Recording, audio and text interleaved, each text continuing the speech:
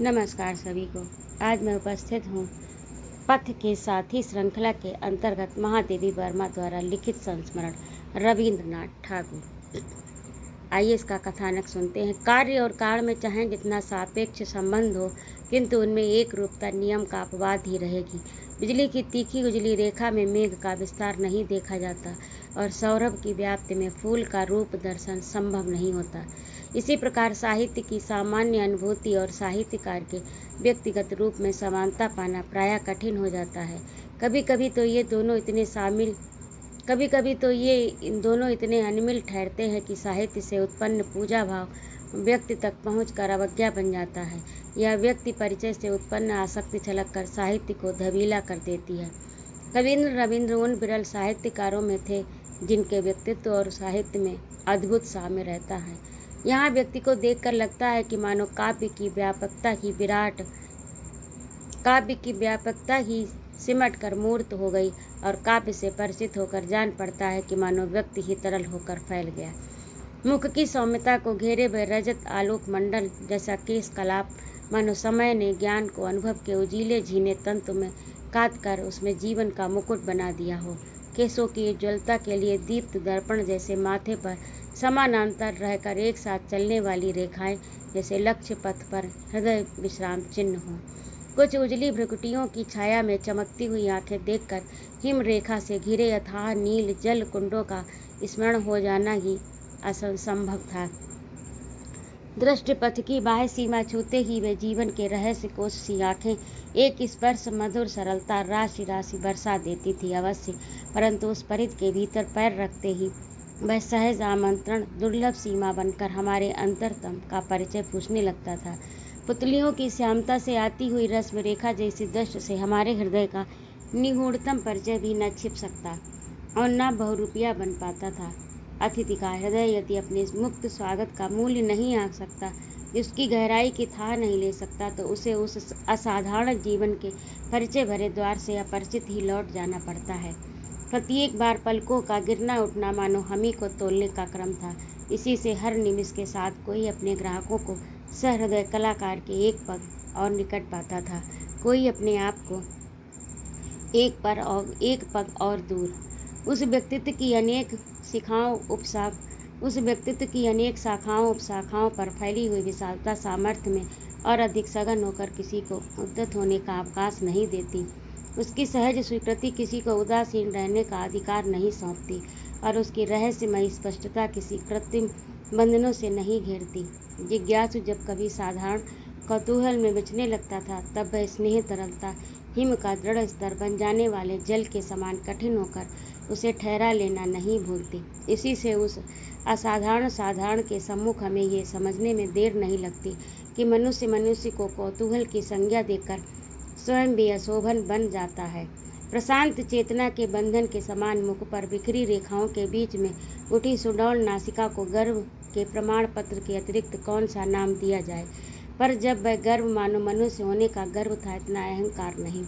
इसी से उसके सामने मनुष्य के नाते प्रसन्नता का अनुभव करता था, स्पर्धा या ईर्ष्या का नहीं। दृढ़ता का निरंतर परिचय देने वाले अधरों से जब हंसी का अजरश प्रभाव बह चलता था, जब अभ्यागत की स्थिति वैसी ही हो जाती थी जैसी अडिग और रंध्रहीन शिला, तो वे फूट निकलने वाले निर्झर के समान सामने सहज हैं।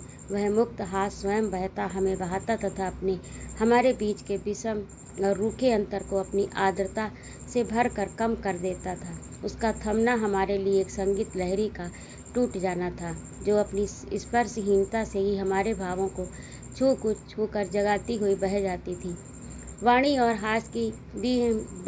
हास के बीच की इन निस्तब्धता से हमें उस महान जीवन के संघर्ष और श्रांति का एक अनिर्वचनीय बोध होने लगता था, परंतु वह बोध हार जीत की न जाने किस रहस्यमय संधि में खड़े होकर तिहराने लगता था। तुम इसे हार न कहना, क्लांति न मानना। अपनी कोमल उंगलियों से असंख्य कलाओं को अटूट बंधन में बांधे हुए अपने प्रत्येक पद निपेक्ष को जीवन की अमर लय का ताल बनाए हुए कलाकार जब आँखों से ओझल हो जाता है, तब हम सोचने लगते हैं हमने व्यक्त देखा है किसी चिरंतन राग को रूप में। युग के उस महान संदेहवाद को मैंने विचित्र परिवेशों में देखा और उनमें उत्पन्न अनुभूतियाँ कोमल प्रभात, प्रखर दोपहरी और कोलाहल के विश्राम का संकेत देती हुई संध्या के समान है। महान साहित्यकार अपनी कृति में इस प्रकार व्याप्त रहता है कि उसे कृति से पृथक रहकर देखना और उसके व्यक्तिगत जीवन की सब रेखाएं जोड़ लेना कष्ट साध्य ही होता है। एक को तोलने में दूसरा तुल जाता है और दूसरे को नापने में पहला नप जाता है। वैसे ही घट के जल का नाप तौल घट के साथ है और उसे बाहर निकाल लेने पर घट के अस्तित्व अनिस्तित्व का कोई प्रश्न ही नहीं उठता।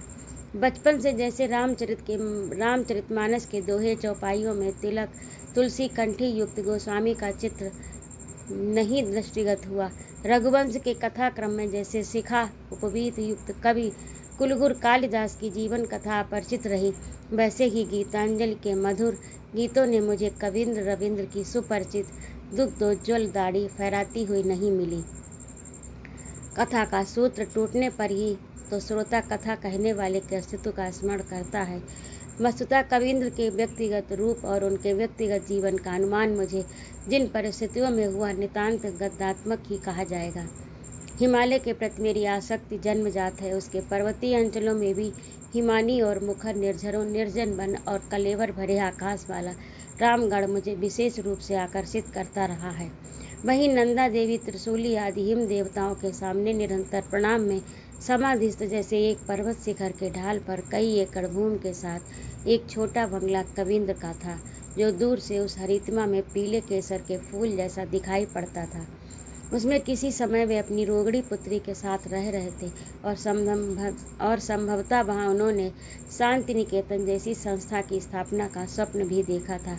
पर रोगड़ी पुत्री की चिरविदा के उपरांत रामगढ़ भी उनकी व्यथा भरी स्मृतियों का ऐसा संगी बन गया जिसका सामीप्य व्यथा का सामीप्य बन जाता था। परिणामतः उनका बंगला किसी अंग्रेज अधिकारी का विश्राम हो गया। जिस बंगले में मैं ठहरा करती थी उसमें मुझे अचानक एक ऐसी अलमारी मिल गई जो कभी कवींद्र के उपयोग में आ चुकी थी। उसमें उसके असाधारण रंग, अनोखी बनावट तथा वन तुलसी की गंध से सुवासित और बुरुस के फूलों की लाल और जंगली गुलाब की सफ़ेद पंखुड़ियों का पत्ता देने वाली दराजों में मौन में जो कहा, उसे मेरी कल्पना ने रंगीन रेखाओं में बांध लिया। हमारे प्रत्यक्ष ज्ञान में भी कल्पना और अनुमान अपना धूप चाही ताना बाना बुनते रहते हैं। ऐसी स्थिति में यदि उन्हें प्रत्यक्ष ज्ञान की सीमा से परे निर्बंध सृजन का अधिकार मिल सके तो उनकी स्वच्छंद क्रियाशीलता के संबंध में कुछ कहना ही व्यर्थ है। बंगले के अंग्रेज स्वामी ने अत्यंत शिष्टाचार पूर्वक मुझे भीतर बाहर सब दिखा दिया, पर उसके सौजन्य के आवरण से विस्मय भी झलक रहा था। संभवतः ऐसे दर्शनार्थी बिलर होने के कारण बरामदा, जिसकी छोटी छोटी शीशोमयी खिड़कियों पर एक किरण अनेक ज्योति बुंदों में बिखर कर समर रही और भीतर आती जाती थी। द्वार पर सुकुमार सपनों जैसी खड़ी लताएं, जिनका हर ऋतु अपने अनुरूप श्रृंगार करती थी, देवदार के वृक्ष जिनकी शाखाएं निर्वात प्रतीक्षा में झुकी हुई सी लगती थी, आदि ने कवि कथा की जो संकेत लिपि प्रस्तुत की, उसमें आसपास रहने वाले ग्रामीणों ने अपनी स्मृति से मानवीय रंग भर दिया। किसी वृद्ध ने सजल आंखों के साथ कहा कि उस महान पड़ोसी के बिना उसके बीमार पुत्र की चिकित्सा असंभव थी। किसी वृद्ध ग्वालिन ने अपनी बूढ़ी गाय पर हाथ फेरते हुए तरल स्वर में बताया कि उनकी दवा के अभाव में उसकी गाय का जीवन कठिन था। किसी अछूत शिल्पकार ने कृतज्ञता से गदगद कंठ से स्वीकार किया कि उनकी सहायता से बिना उनकी जली हुई झोपड़ी का फिर बन जाना कल्पना की बात थी। संबलहीन मानस से लेकर खड्ड में गिरकर टांग तोड़ देने वाले भूटिया कुत्ते तक के लिए उनकी चिंता स्वाभाविक और सहायता सुलभ रही। इस समाचार ने कल्पना बिहारी कवि में सहृदय पड़ोसी और वात्सल्य भरे पिता की प्रतिष्ठा भी कर डाली। इसी कल्पना अनुमानात्मक परिचय की पृष्ठभूमि में मैंने अपने विद्यार्थी जीवन में रविंद्र को देखा। जैसे धृतराष्ट्र ने लौह निर्मित भीम को अपने अंक में भरकर चूर चूर कर दिया था, वैसे ही प्रायः पार्थिव व्यक्तित्व कल्पना निर्मित व्यक्तित्व को खंड खंड कर देता है। पर इसे मैं अपना सौभाग्य समझता हूँ कि रविंद्र के प्रत्यक्ष दर्शन ने ही मेरी कल्पना प्रतिमा को अधिक दीप्त सजीवता दी। उसे कहीं से खंडित नहीं किया, पर उस समय मन में कौतूहल का भाव ही अधिक था जो जीवन के शैशव का प्रमाण है। दूसरी बार जब उन्हें शांति निकेतन में देखने का सुयोग प्राप्त हुआ तब मैं अपना कर्म क्षेत्र चुन चुकी थी। वे अपनी मिट्टी की कुटी श्यामली में बैठे हुए ऐसे जान पड़े मानो काली मिट्टी में अपनी उज्ज्वल कल्पना उतारने में लगा हुआ कोई अद्भुत कर्मा शिल्पी हो। तीसरी बार